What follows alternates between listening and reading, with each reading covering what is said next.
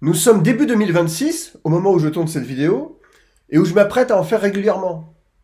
Et ma résolution pour cette année, c'est de remettre les pendules à l'heure.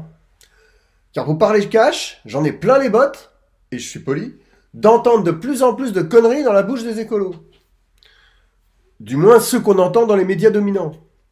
De les entendre à tout bout de champ, donner des leçons à la terre entière, d'être souvent dans la malveillance vis-à-vis des gens qui ne pensent pas comme eux.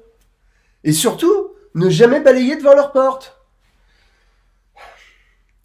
Je pars donc en croisade contre tous ces prétendus chevaliers blancs de la protection de la nature. Pas pour calomnier qui que ce soit, même si je vais clairement citer des noms. Mais pour dénoncer des discours, des postures qui, à mon sens, sont totalement contre-productifs.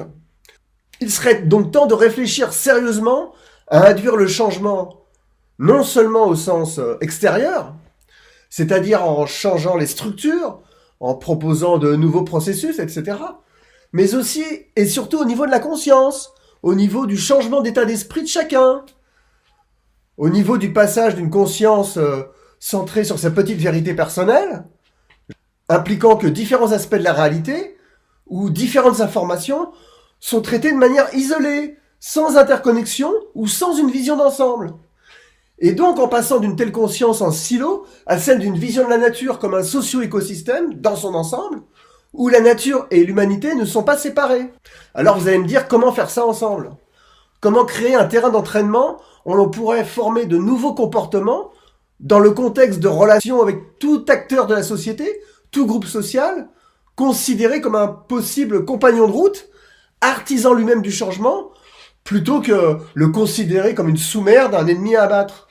Ce qui est la tendance croissante d'un mouvement de la protection de la nature qui se radicalise en fermant les yeux sur les problèmes et les dynamiques dans les parties de la société qui n'appartiennent pas à ce courant de la protection de la nature.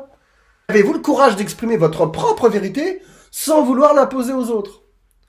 Les donneurs de leçons de l'écologie vous imposent la leur et vous clouent au pilori ou vous ridiculisent si vous suivez votre vérité personnelle plutôt que la leur. Pareil pour les donneurs de leçons de la protection animale. Ils sont passés où depuis le début de l'été 2025 ? Après que plusieurs élevages bovins aient été touchés par des abattages massifs dans différentes régions françaises, justifiés officiellement par la présence de la dermatose nodulaire contagieuse bovine, une pathologie qui ne concerne pourtant dans chaque troupeau que quelques animaux déclarés malades. Tout ça pour dire qu'il ne semble pas que cette histoire de vache ait beaucoup ému les écolos non plus. Pourtant, je vous rappelle, les écolos, qu'on a eu la même situation avec le bouquetin, une espèce protégée, soit dit en passant, dans le massif du Bargy en Haute-Savoie, identifié comme réservoir sauvage de brucellose, faisant peser, nous dit-on, un risque de recontamination des troupeaux domestiques. Dans les deux cas, les bovins avec la dermatose nodulaire et les bouquetins avec la brucellose, on est dans la même logique totalisante, en voulant flinguer tous les cheptels concernés. Ça devrait plutôt inciter les écolos à être aujourd'hui solidaires des éleveurs de bovins. Bah, ça a pas l'air, Mais, si vous y réfléchissez bien, avez-vous besoin qu'on vous dise quoi faire, à votre place, pour ce genre de sujet? Dit autrement, êtes-vous capable de penser tout seul, ou toute seule, faire des choix par vous-même, sans vous référer à un gourou de l'écologie ou de la protection animale? Quand des contraintes, toujours de plus en plus fortes, pèsent sur l'agriculture, la pêche ou toute autre activité que vous avez pour cible, vous êtes très forts, les écolos, pour évoquer le bien commun. Mais que des pans entiers de la société en crèvent, vous vous en tapez bien le coquillard, en suivant bêtement ces gourous de l'écologie ou de la protection animale. Vous n'avez pas besoin de tous ces gourous autoproclamés d'une conception trompeuse du bien commun. Car vous êtes équipés dans votre cerveau pour prendre vos décisions par vous-même.